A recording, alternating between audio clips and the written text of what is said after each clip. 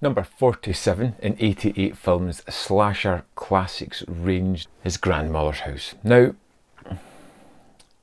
it's one of those very tentative slasher movies. Doesn't fully fit in to that subgenre, but man, this was an exhilarating first watch for me.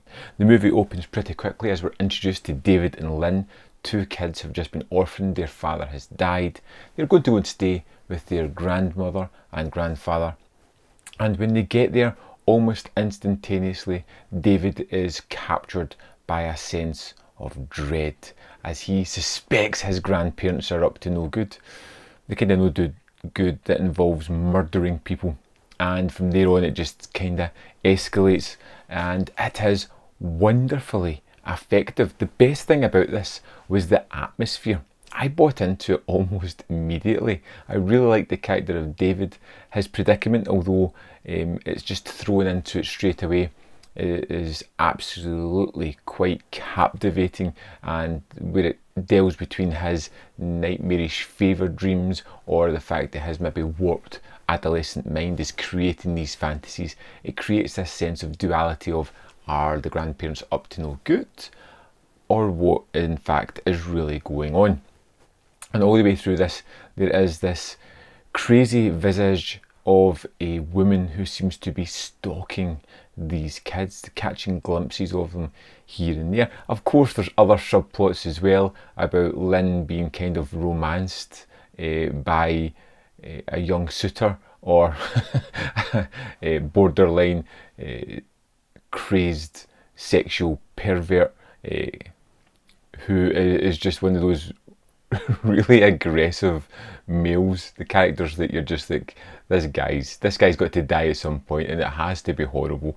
There's not many deaths or blood to be had in this one, but there is a sense of fun. There's a sense of playfulness on behalf of the director as he kind of teases and cajoles the viewer.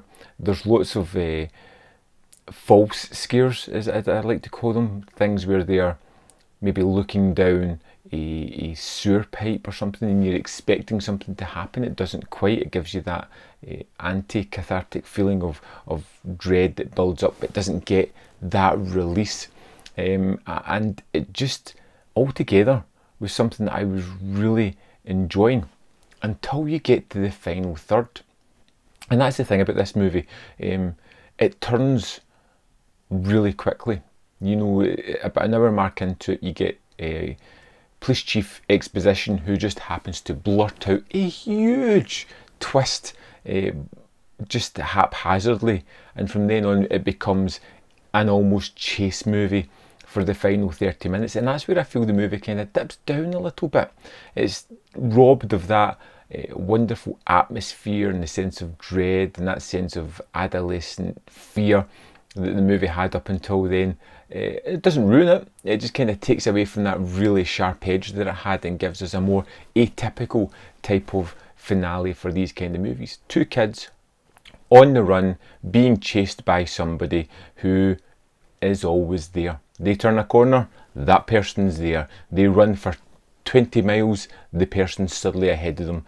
It's just one of those kind of fleeting finales. But overall, I had a great deal of fun with Grandmother's House. I was really surprised almost instantaneously. The transfer, which I think has been licensed from Vinegar Syndrome, is utterly wonderful. It looks great. There's a wealth of extras on this disc as well, of which I've only scratched the surface really, but ultimately the movie was a real joy to discover. One of those ones where you put on expecting nothing and are just whisked away to a wonderful movie, which I think M. Night Shyamalan owes a lot of credit to with his film The Visit. But yeah, I'd love to know your thoughts on Grandmother's House. I think it's a great entry to the slasher classics. In fact, it's already up there as one of my top 5 favourite movies from that range, and I'd love to know your thoughts. So let me know in the comment box below, and I will see you next time on Man v Film.